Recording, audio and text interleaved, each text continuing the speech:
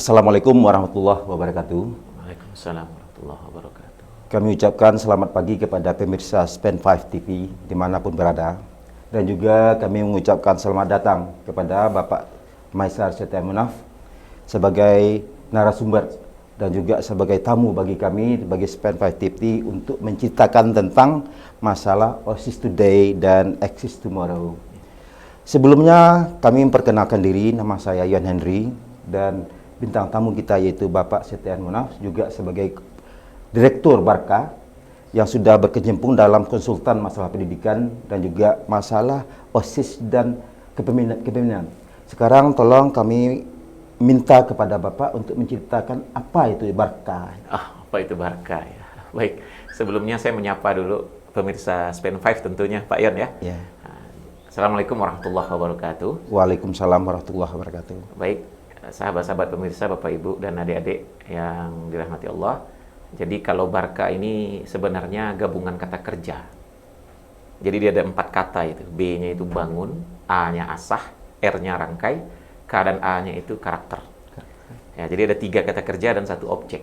Ya. Jadi memang Barka ini dicetuskan pertama kali itu di 2011 bulan November, resmi berdirinya Maret 2012. Jadi kalau sekarang ini baru sekitar 8 tahunan. 8 tahunan. Iya. Dan kalau secara legal formalnya kita ada yayasan yang menaungi kita. Iya. Nah, itu Barka. Nah, jargon kita itu yang sering kita sampaikan di setiap pelatihan kita. Iya. Itu adalah ada 4 karakter dasar. Iya. Taat, kuat, hebat, bermanfaat. Terima kasih kepada Bapak. Sampai jauh mana ini Barka yang telah berkecimpung masalah konsultan, masalah pendidikan gitu, Pak? Sebenarnya Barka masih lembaga kecil lah ya. Saya katakan kecil. Kenapa kecil? Karena mungkin ribuan lembaga jauh lebih besar pada Barka. Ya, kita dengan izin Allah, kita diberi kesempatan untuk bisa masuk ke beberapa sekolah dan beberapa ormas ya, kepemudaan. Kalau sekolah di dalam data kita setidak-tidaknya ada sekitar 320-an yang sudah kita training. 320-an Pak ya? Ya, di 9 provinsi. 9 provinsi. 9 provinsi ya. Jadi Jawa juga udah 3 provinsi kita isi. Dan selebihnya di Sumatera. Nah, jadi harapan kita memang ketika Barka ini bisa masuk kemana-mana, yang pertama target kita sampai 2025 itu kita transfer pemikiran. Tentang karakter itu dan khusus segmen kita adalah kepada pemuda remaja. Pemuda remaja. Ya kalau ke guru masuk supaya saling dukung. Berarti masih tingkat SMP dan SMA SMA gitu. dan kampus ya. Cuman terbanyak memang SMP SMA. SMP SMA. Ya. Terima kasih. Yang mana-mana kira-kira itu provinsi yang setelah Bapak masuki tentang untuk konsultan masa pendidikan ini, Pak? Tentunya terbanyak emang Sumbar ya. Sumbar ya. Sumbar, kemudian yang tetangga kita Jambi, Riau, Bengkulu, Sumsel, kemudian Jawa Barat, DKI, terus Banten, dan Kepri. Oh, sudah sampai ke luar Jawa, Bapak ya. Terima kasih, Pak. Di sini kita juga menyangkut masalah buku yang Bapak karang, OSIS Today, Exist Tomorrow. Iya. Tentu buku ini belum sampai ke masyarakat mungkin Pak ya. Mungkin masih dalam tahap dunia pendidikan sekolah-sekolah. Betul. Tolong Bapak bisa ceritakan apa ya deskripsi dari buku ini dan apa tujuan dari buku ini, Pak? Oh gitu. Ya. Sebenarnya gini, kalau buku ini saya butuh 4 tahun untuk yakin bisa menerbitkan buku ini. 4 tahun. Kenapa 4 tahun? Terlalu lama rasanya, Pak ya? Saya tidak ingin ketika dia terbit hanya sekedar sebuah karya yang belum tentu berguna. Itu yang saya ngomong. Kan gini, karya kan bisa banyak. Karya bisa banyak, berguna atau enggak, nah itu. Jadi sehingga ketika buku ini saya coba kirimkan ke tim ahli ya, tim redaksi ahli di Jakarta, ada sahabat saya di Jakarta, saya minta tolong sama dia. Tolong kaji 84 naskah-naskah saya. Ada 84 naskah, dia kaji. Kemudian dia bertanya lagi ke saya. Nah, maunya temanya apa? Terus saya bilang saya ingin fokus nih berbicara tentang organisasi remaja. Sehingga kita cari-cari judul tuh. Tahun 2018 itu judulnya yang sempat muncul itu yang berorganisasi, yang berprestasi. Sempat muncul itu. Setelah kita lakukan diskusi lagi dengan beberapa teman yang mengerti dunia buku di Jakarta, judulnya nggak enak katanya. Nggak menarik. Bulan Juli 2019 barulah muncul kata-kata OSIS Iya. menjadi fokus kita. Saya mikir, OSIS enaknya apa pada kata? Iya. Nah, dengan izin Allah akhirnya muncullah kata-kata OSIS today exists tomorrow. Iya. Jadi naskah ini udah pernah terbit di majalah, sudah pernah terbit di website. Nah, saya izin juga ke majalah sama website untuk menjadikannya buku. Sehingga Iya. tim redaksi yang di Jakarta memilih hanya 14 naskah saja. 14 naskah. Di buku Iya. ini. Iya. Gitu. Dan itu sebenarnya berjenjang. Jadi ini sebenarnya ini seri 1. Seri 1 ini lebih kepada inspirasi dan motivasi. Iya, iya, iya. Lebih kepada itu. Kalau tentang bagaimana mengelola organisasinya, kita keluarkan nanti seri kedua. Oh. Nah, kenapa kita pakai seri? Iya. Karena kalau buku tebal jarang dibaca. Betul, betul, betul, betul. Nah, ini buku ini memang sudah dirancang sedemikian rupa sama tim ahli yang di Jakarta. Iya. Fontnya pun besar. Iya. Font kita pakai besar, kemudian halamannya nggak terlalu tebal. Iya. Dan susunan halamannya itu dibuat nyaman dilihat. Nah, itu mereka, Iya. karena saya sendiri kan bukan ahlinya di bidang layout, bukan ahlinya, nyerahin aja ke yang ahli kan. Nah, seperti itu. Nah, kalau di seri kedua target kita di 2021 nanti. Seharusnya sih 2020 ini. Tapi karena pandemi ya, jadi kita memang mengundur dulu Iya, iya, target pengajian kita. Nah, di 2020 nanti kita 2021 maksud saya, kita akan mengeluarkan versi manajemen organisasinya, manajemen OSIS-nya. Manajemen OSIS-nya, organisasi. ya OSIS dan Pramuka khususnya. Kalau Pramuka mungkin sudah punya panduan lah ya. Iya. Nah, kita OSIS sama OSIM di madrasah. Iya. Jadi bagaimana mereka kemudian menetapkan rekrutmen, kemudian upgrading, dan bagaimana regenerasinya nggak putus. Iya. Karena dalam buku itu saya menjelaskan ada kurang lebih berdasarkan rumusan kita selama 8 tahun mengisi pelatihan di 300-an sekolah itu. Iya. Itu OSIS itu ada 4 level. 4 level. 4 level Iya, Pak. OSIS itu. Tolong ceritakan, Pak. Nah, yang 4 level itu yang pertama kita menemukan di beberapa sekolah dan madrasah itu ada OSIS itu atau OSIM hanya pada level terdaftar. Terdaftar. Ya, kita sebut itu sebagai OSIS administratif. Jadi dia ada Iya. secara legal formal nih data sekolah, Data di sekolah. database dia Iya. ada. Kemudian dilantik memang, tapi nggak ngapa-ngapain. Berarti vakum. Ya, itu masih ada. Nggak ngapa-ngapain, tok gitu aja. Yap. Nah, itu kita nggak bisa juga mengambil kesimpulan bahwa, loh kok dibiarkan? Bukan dibiarkan sebenarnya. Karena memang faktor pertama bisa jadi sekolah itu masih kekurangan tenaga untuk ke situ. Bisa jadi. Gitu Iya, kan. iya. Jadi kita ketemukan itu, kita masih tahap diskusi itu dengan sekolah. Iya, iya, iya. Nah, termasuk nih akhir bulan ini ada sebuah madrasah yang kita akan diskusi tentang memaksimalkan OSIM-nya. Nah, dia kan sudah punya, tapi Iya. dia belum maksimal gimana Pak? Betul. Nah, ini akhir bulan ini insya Allah kita akan konsultasi dengan sekolahnya. Di atasnya itu level 2, nah itu yang paling banyak kita temukan. Itu namanya OSIS aktif. OSIS aktif ini mereka dilantik, ramai, sibuk, tapi anak-anaknya masih nunggu digerakkan oleh guru.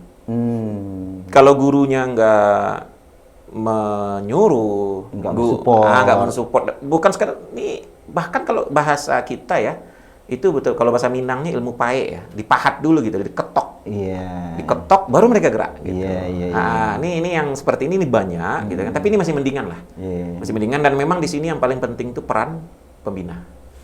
Peran pembina itu paling penting sekali di situ untuk yang aktif. Nah, ada yang grade 3-nya yang alhamdulillah juga cukup banyak kita temukan. Itu namanya OSIS mandiri. Oh. OSIS mandiri ini kalau kita lihat, mereka adalah pengurus-pengurus OSIS yang sudah berpikir bagaimana merencanakan, mengelola, dan melaporkan kegiatan dengan profesional. Nah, itu sudah banyak kita dapati gitu kan, walaupun jumlahnya masih kalah sama yang aktif. Ya, betul ya. Masih kalah ya. Iya, iya. Nah, harapan kita nih ada kita buat kriteria OSIS level 4. Level 4. Itu adalah OSIS rujukan. Oh. OSIS rujukan ini memang OSIS yang bisa dikatakan itu bagi guru, dia bukan lagi hanya sebagai murid yang bekerja untuk organisasi, tidak. Tapi bagi guru, salah satu kriteria yang kita buat, guru merasakan OSIS rujukan ini adalah OSIS yang bisa menjadi mitranya guru. Dan itu sudah ada di beberapa sekolah. Bahkan kita menemukan sebuah SMA, Iya. 52 ekskul jalan setahun. 52 macam ekskul, itu setahun itu jalan. Aktif kali Pak. Aktif, iya. Saya sampai ketika men-training itu, Iya. bukan saya yang ngasih ilmu sama mereka, justru saya menyerap dari mereka pengalamannya. Iya, iya. Itu ada. Sehingga kemarin ada beberapa sekolah yang ingin studi banding, saya arahkan ke sana. 52 ekskul. Dan di sana syarat untuk menjadi ketua OSIS-nya pun ketat. Sempat dia downgrade nilainya di bawah 5 besar kalau nggak salah ya. Itu dia harus mundur. Sehingga di sana Dari ada ketua OSIS. ya, di sana tuh ada ketua umum OSIS-nya, ada Iya. ketua 1, ada ketua 2-nya. Iya, iya. Sehingga kalau dia mundur ya dia harus digantikan sama yang lain. Ada seperti itu. Jadi 4 level ini kalau saya melihatnya kita masih banyak berada antara 2 dan 3. 2 dan 3. 2 dan 3. Ya kalau 4 ini sifatnya memang parsial. Contoh, ada sekolah yang memang dia rujukan di olahraga. Iya. Ada sekolah yang dia rujukan di apa namanya nih, di bidang seni. Seni. Ada yang di bidang agama. Agama. Iya. Agama. Ada yang di bidang wawasannya seperti 4 pilar. Itu Iya. kebanyakan OSIS tuh. Iya. 4 pilar. Ada yang di bidang tulis menulis. Nah, itu Iya. kan saya sering juga ngobrol sama Pak Subhan ya. Iya, iya. Memang banyak juga yang aktif menulis tuh, kan ada program mading, bahkan majalah, itu memang OSIS. Seperti itu, Pak Yan. Yang khawatirkan OSIS sebenarnya level pertama, Pak ya. Wah, itu memang kasihan sebenarnya. Iya, jadi apa kira-kira langkah-langkah atau kiat bagi kita untuk menaikkan level ke level 2 lah, dosa ke level 3 itu. Kalau dari level 1 ke level 2, itu sebenarnya bisa dikatakan 80% peran itu di guru. Di guru ya? Guru dan pemerintah. Iya. Nanti yang guru dan pemerintah, kenapa saya katakan guru dan pemerintah? Karena terkadang sekolah ingin berkreasi, Iya. tapi keterbatasan dana dan lain sebagainya, sehingga guru belum berani untuk Iya. berkreasi. Karena kan anggaran untuk OSIS ini kan tidak seperti anggaran pramuka. Iya. Kalau pramuka kan memang sudah dibakukan dari pusat. Kalau untuk OSIS ini kan masih sifatnya itu inisiatif masing-masing sekolah Iya, iya, iya. dan dukungan pemerintah setempat. Nah, itu yang kita temukan nih di apa namanya? Di beberapa tempat yang kita temukan. Jadi memang itu 80% bisa kita katakan untuk mendongkrak dari level 1 ke 2. Itu kalau kita lihat kiatnya, andai ada 10 kiat ya. 8 itu memang guru yang megang. Oh, Guru dulu, dibekali dulu. Makanya ada beberapa sekolah yang sekarang mau upgrade OSIS-nya, itu mereka adakan dulu yang namanya orientasi dasar, training orientasi dasar, TOD. TOD. Ya, training orientasi dasar kepemimpinan. Jadi dia belum LDK dulu, Iya, training orientasi dasar. Sehingga kita motivasi dulu. Kan niat saya membuat buku ini bagi adik-adik yang belum aktif. Iya. Tujuan saya biar mereka itu terbuka wawasannya. Kita maknai dengan mereka memahami literasi organisasi itu. Iya. Mereka itu memahami bahwa hidupnya itu nggak bisa berhasil kalau nggak berorganisasi. Saya hari Ahad kemarin itu kan ngisi di Pemuda Remaja Masjid Padang Panjang. Iya. Di Balai Kota, itu saya jelaskan ada 2 indikator secara umum, kata saya kan, kalau kalian ingin selamat dan berhasil. Iya. Nah, yang pertama ilmu, mereka tahu tuh kan. Yang kedua apa? Bingung mereka tuh. Kan mereka masih ini kan. Yang kedua itu adalah kalian harus bergaul tuh saya. Iya. Nah, pergaulan yang benar yang mana? Pergaulan yang terarah. Betul. Nah, kalau berbicara terarah ya organisasi. Nah, jadi kenapa sekarang berorganisasi itu saya jadikan sebuah perhatian, karena anak-anak kita, adik-adik kita terlalu sibuk dengan gadget. Iya, iya betul. Iya kan, Iya. gadget, sehingga mereka sudah Game. mereka bilangnya mabar ya, main bareng tapi sibuk sendiri-sendiri. Kalau dulu kan kita main bareng ya, mungkin Iya. Pak Yun merasakan ya, yang namanya main bareng ya betul-betul bareng gitu kan. Bareng-bareng, iya. Kalau ini main mabar tapi Sendiri-sendiri. nunduk ya. Iya, Nunduk sendiri. Iya. Nah, itulah. Jadi motivasi kalau di sini lebih banyak inspirasi motivasi. Iya. Sehingga kita buka pikirannya bahwa Indonesia ini nggak bakal merdeka loh kalau nggak ada organisasi. Kita sebutlah Syarikat Islam Iya. oleh Haji Samanhudi. Samanhudi, Nah, iya iya. kan, sama Haus Cokro Aminoto. Iya. Kemudian kita sebutlah ada Budi Utomo, Iya. Muhammadiyah oleh Ahmad Dahlan, kemudian NU oleh Kiai Haji Hasyim Asy'ari.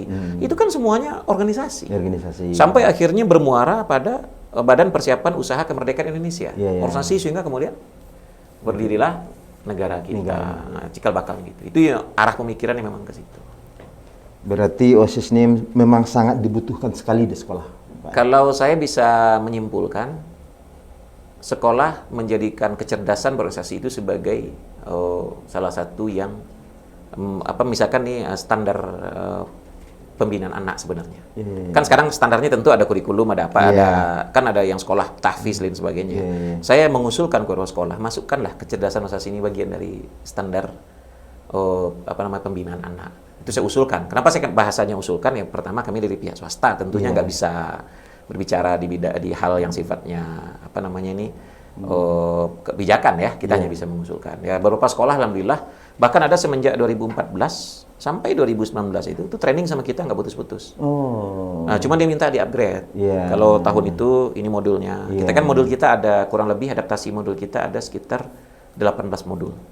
Nah, nanti kita lihat nih mana yang mau dipakai. Dalam modul kita itu kan setiap modul ada simulasi. Iya. Ada simulasi. Itu yang kita kembangkan setiap tahunnya. Yang terakhir kita ngembangin literasi organisasi. Yang terakhir. Jadi begini, Pak ya. Untuk menjadi OSIS yang betul-betul confident, ya eksis lah namanya. Kan OSIS today, eksis tomorrow. Berapa lama kita harus membimbing siswa untuk menjadi sebuah OSIS yang jangan level 4 lah, level 3 aja lah gitu. Kalau saya melihat kalau sekolah sudah memiliki input, Yap. yang sama ini inputnya 2 ya, antara guru dan muridnya memang sama-sama ingin aktif, Iya. itu nggak berat. Nggak berat ya? Nggak berat. Tapi kalau kita punya hanya maaf ya, ini saya sampaikan aja apa adanya ya. Ini kan guru ada yang datang tuh hanya mengajar. Iya. Ya kan? Iya. Nah, ini kita agak keluar sedikit nih ya. Guru pasif, guru aktif. Kalau saya membagi secara umum ya, Iya. saya membagi secara umum kalau saya ngisi seminar tentang guru itu ada 3. Ada guru pengajar, ada guru pendidik, ada guru pembina. Kalau sekolah itu isinya kebanyakan hanya guru pengajar, Iya. nah ini mohon maaf aja ya, Iya, kalau iya. ngajar tok dia nggak mau mikirin di luar itu, Iya. susah kita bicaranya. Bagaimana mengembangkan sekolah, nggak Betul. terpikir. Nah minimal kita kalaupun nggak di pembina gitu ya, Iya. kalau di sini kalau saya lihat Padang Panjang kita cukup banyak sekolah yang guru-gurunya mental pembina. Pembina ya? Cukup banyak Padang Panjang, saya akui itu. Alhamdulillah. Itu memang menjadi sebuah keunggulan di kita. Iya. Ya.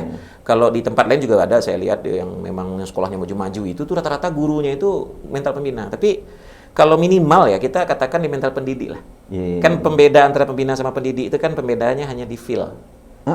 Feel ya. Kalau di pendidik ini dia sudah mulai simpatik. Iya. Kalau di pembina ini udah empati. Empati. Ya, jadi kan hanya tipis bedanya, tapi kalau ini sudah ada komponen ini di sekolah itu, mendidik anak ini sebenarnya yang kita butuhkan pertama, kita tahu dulu latar belakang si anak. Contoh nih, anak itu kan dari SD contohnya, atau dari SMP-nya, itu kan sudah kelihatan tuh background-nya. Makanya setiap ada rekrutmen OSIS, saya selalu menganjurkan sekolah, itu adakan wawancara, walaupun simple. Adakan semacam pretest. Pretest. Kita sekarang ada metode rekrutmen OSIS yang kita kembangkan. Ada pretest, ada posttest. Ya, jadi di pretest itu dia harus tahu dulu nih. Kita harus tahu dia. Maksud saya di pretest. Pretest itu nggak diambil nilainya. Misalkan dari pretest ada 30 soal, dia cuma jawab 5 misalkan, nggak ada masalah. Jadi tandanya dia memang baru 5 pengetahuannya. Pretest ini atau feedbacknya kemana arahnya nanti? Kalau pretest itu lebih kepada bagaimana kita mengetahui si anak. Oh gitu. Kita sifatnya explore. Iya. Explore. Nah, tapi setelah itu baru kita berikan orientasi organisasi. Nah, berikan orientasinya itu sebelum dilatih tentang OSIS-nya tuh. Belum OSIS dilatih. Orientasi itu bisa sifatnya hanya dari guru, juga bisa. Secara umum aja. Secara umum. Kemudian baru adakan post-test. Nah, di post-test itu baru kita lihat siapa yang betul-betul menguasai seluk-beluk materi tadi. Itu kita sesuaikan SMP sama SMA, memang level bahasanya. Kita sesuaikan. Sehingga kita bisa mengambil kesimpulan ini layak nggak dia jadi pengurus gitu ya. OSIS-nya gitu kan, layak atau tidak. Itu sih yang kita coba buat kerangkanya dan bisa dikerjakan oleh guru secara mandiri. Saya merancang, kenapa saya katakan bisa dikerjakan oleh guru secara mandiri, tidak semua sekolah memiliki anggaran yang sama untuk pengelolaan OSIS. Contoh kayak kami di lembaga nih, ada sekolah dengan budget yang kita tawarkan itu langsung iya. Ada ya. Tapi ada sekolah yang terkadang, Pak, bisa disesuaikan nggak? Begini. Itu biasa. Jadi ketika orang nanya ke kita budget, kita memang adaptatif. Kadang-kadang melihat kondisi sekolah. Betul, jumlah murid mempengaruhi. Jumlah murid, iya. Kemudian di mana letaknya mempengaruhi. Betul. Menyikapi hal sekarang ini, Pak. Sekarang kan lagi COVID. Betul. Iya. Sementara siswa dilarang untuk ke sekolah. Betul. Tentu masalah OSIS tidak berjalan bagi apa adanya. Bagaimana Bapak menyikapi hal ini? Jadi gini, kami ini tentang OSIS di masa pandemi ini, sebenarnya kami sudah merancang sebuah konsep program. Itu kemarin sih ngisi training online Zoom ya, itu beberapa sekolah tuh, baik di Cirebon. Cirebon itu dia Zoom online, saya di sini, mereka di sana. Itu kita training Zoom online aja. Cirebon, Bogor, Jakarta juga udah. Nah, kemudian di Sumbar juga ada beberapa sekolah. Kalau Jambi, dia sekolah seperti biasa ya. Jadi saya memang ke sana. September kemarin saya ngisi. Nah, untuk kita khususnya yang belum bisa aktif itu, saya buat kemarin supaya OSIS ini tetap eksis. Saya bermitra dengan salah satu sekolah yang kejuruannya memang punya program apa namanya nih? Studio TV pertelevisian ya, jurusan pertelevisian. Kita akan membuat di sana itu bagaimana OSIS ini tetap dia punya eksistensi kegiatan selama pandemi ini. Kita bikin lomba namanya Cafe Pro. Kavi Pro, V. Kavi. K itu kompetisi, V video, Pro itu presentasi rencana OSIS. Begitu. Presentasi. Jadi bahkan nanti kita undang semua sekolah kita undang. Kita target peserta itu, saya sih targetnya 100 peserta, 1 sekolah. Cuman bagi panitia, karena panitia itu mereka lebih energik ya kan, Pak, saya mau target 200 Pak. Oke, nggak apa-apa kata saya kan. Nah, kita juga siapkan hadiahnya, kita siapkan fasilitasi kegiatannya sehingga nanti mereka habis syuting di mana aja. Mereka mau syuting sistem gaya rekam HP, mau alam, mau gaya presentasi orang di kayak bercerita, storytelling, is okay, nggak ada masalah.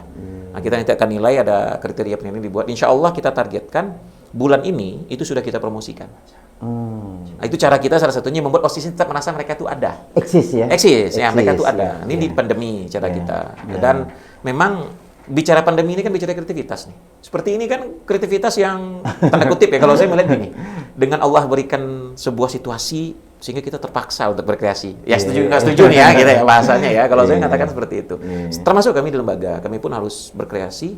Gimana caranya nih supaya kita tetap mempertahankan ritme kegiatan kita di bidang kita meskipun pandemi. Gitu. Orang bilang mana ada yang butuh training di musim-musim COVID? Memang nggak ada yang butuh training, nggak ada sebenarnya. Bisa kita katakan minim lah, kalaupun ada sangat minim gitu.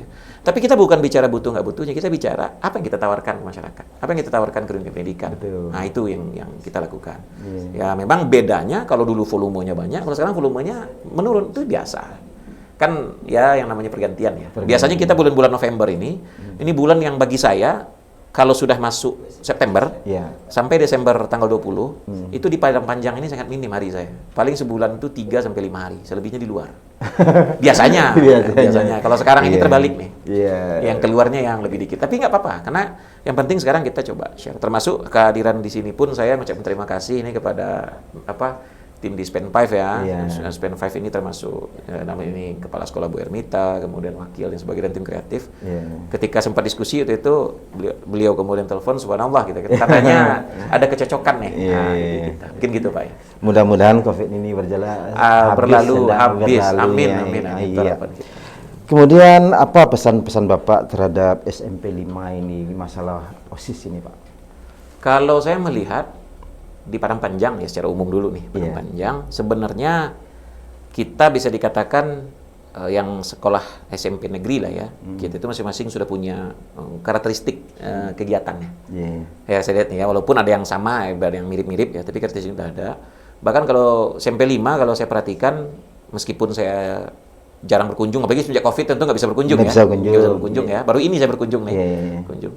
Saya melihat ada lompatan besar yang dilakukan. Apa tuh lompatan besarnya? Sebenarnya ini kan studio seperti ini tuh kan kerjaannya anak SMK nih. Iya betul. Betul ya? Nah, kayak SMK belum gawainya SMP lagi. Belum gawai SMP. Tapi terjadi kemudian tiba-tiba lompatan itu ada gitu kan. Nah ini sebagai sebuah stimulus sebenarnya bagi terkhusus di sini. Ini semoga nanti ini ditonton sama semua siswa kelas 7, kelas 8 harapan saya nih ya. Kelas 8 mereka nonton semua. Ini mereka harus bersyukur nih. Ada fasilitas. Mereka tinggal bikin proyeknya, bikin programnya, mau tampil sepekan beberapa kali. Gak usah ramai-ramai. 3 orang gitu kan, hari apa gitu, 3 orang. Direncanakan. Baik mereka berbicara tentang pelajaran, mereka berbicara tentang pengalaman liburan, liburan di rumah maksud saya ya, stay at home-nya ya. Mungkin bisa dikembangkan lagi ke arah bahasa Inggris. Bahasa Inggris, betul kan, Mr. Ion.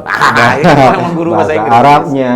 Betul, gitu. Ada bahasa Arab. Seperti itu sebenarnya. Jadi ini tantangan bagi siswa sekarang nih. Karena sekolah sudah membuat fasilitas dan lompatan yang luar biasa.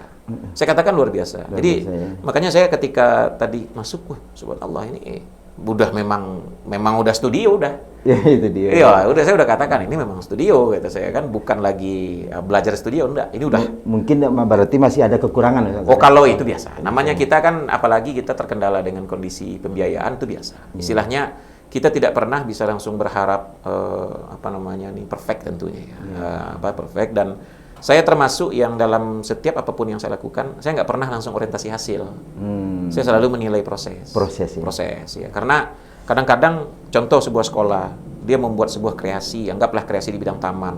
Itu kan nggak mudah. Iya kan, nggak mudah kan. Kemudian melibatkan semua guru untuk ikut. Ada sekolah yang berkreasi di bidang seni, itu nggak mudah. Ada yang di bidang penulisan, majalah, buku. Sekarang apalagi ini? Studio TV yang memang trennya. Saya baca terakhir, saya ikut pelatihan kemarin upgrading nasional di pusat Jakarta. Cuman saya di depannya bisa ikut lewat Zoom.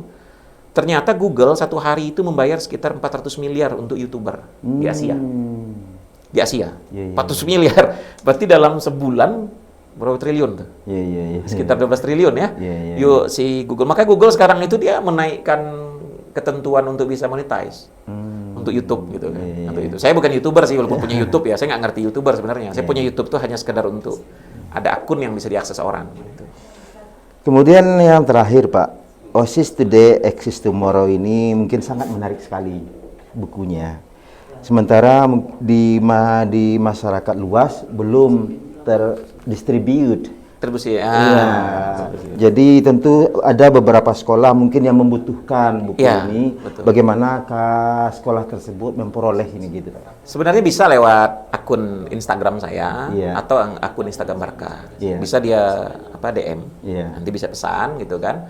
Kalau buku ini kita sudah 2 kali cetak, 2 kali cetak ya? sekitar 2000-an eksemplar. Oh. Ini kita mau gitu. cetakan ketiga, insya Allah. Cetakan ketiga ini kita akan mengganti beberapa testimoni dan ada kata pengantar dari tokoh. Iya, iya, iya. Kemarin kan kita ini ada dalam artian sini saya cukup bersyukur, sangat bersyukur saya katakan. 9 November 2019 buku ini terbit, cuman dalam jarak 2 minggu langsung sekitar 600 habis. Oh. Ya, jadi Waktu 2 minggu. 2 minggu, nomor itu habis gitu loh di training ya kan Iya, ngisi iya. kegiatan orang beli.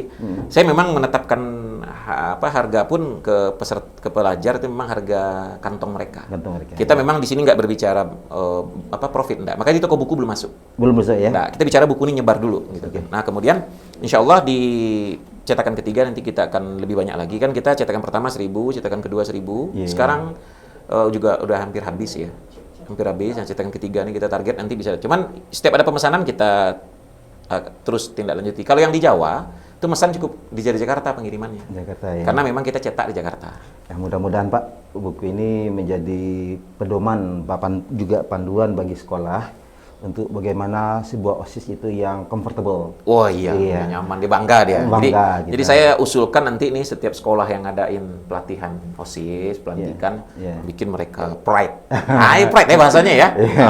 Mereka pride itu dan bukan sombong ya. Iya. Mereka bangga sehingga OSIS itu benar-benar menjadi sebuah jembatan karir mereka dalam mencapai impian masa depan. Karena sepintar apapun seseorang, kalau nggak pandai berorganisasi, kepintaran itu tersembunyi. Kan Pak Yon mungkin pernah lihat ya, ada orang biasa-biasa aja, tapi kok dia terkenal gitu ya. Iya. Nah, ada orang yang sebenarnya pinter banget gitu, Iya. tapi kok tersimpan gitu. Tersimpan. Karena tadi Tidak keluarkan bakatnya ya. karena organisasi itu membantu seseorang untuk auto promote kalau bahasa saya. Iya. Iya kan? Secara otomatis dia dipromosikan.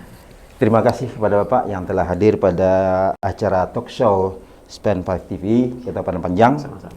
Dan mudah-mudahan kita bisa berlanjut untuk masa yang akan datang.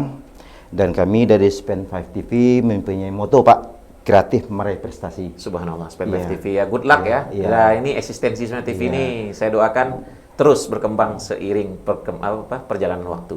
Iya. Nah, ini insya Allah kita Iya. doakan sama-sama, kita dukung sama-sama. Jadi sekali lagi kami mengucapkan terima kasih dan selamat datang yang tadi kami sampaikan, dan mungkin kita akhiri acara kita dengan mengucapkan Assalamualaikum warahmatullahi Assalamualaikum warahmatullahi wabarakatuh.